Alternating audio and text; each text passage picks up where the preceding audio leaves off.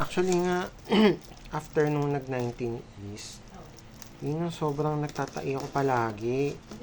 Oo, as in like watery talaga siya. Tapos, um, eh, before that, ilang ilang days or siguro mga few weeks na rin ako na parang constipated or basta hindi ano hindi siya watery stool yung usual ko. So inisip ko baka side effect ng escitalopram. Ano, ang baba lang naman ng dose nun.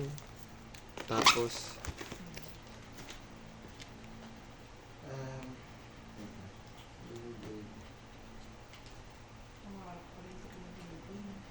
tapos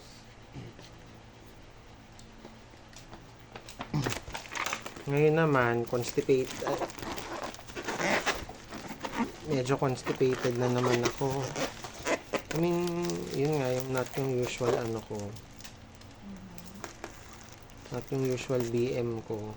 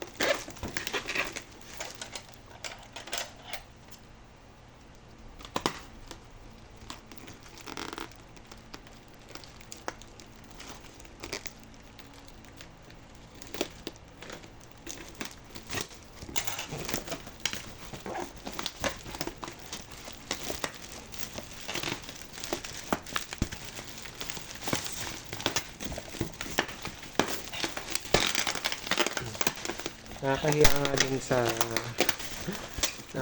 nga sa Teya kasi nga ano yung mga reminder nila sa akin tungkol na lang sa party. Dok, remind lang po namin ano year-end party later. Ano pala nangyari dun sa ano? Yung ulit? Sa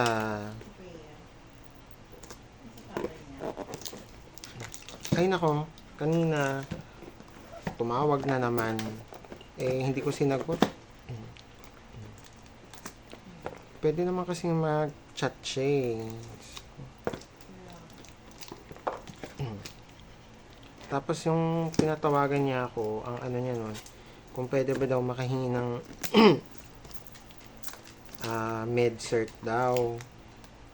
Ang sabi ko sa kanya, naku ma'am, I think via the secretary na yun. Kasi record na po yun ng ano yun na lang sinabi ko.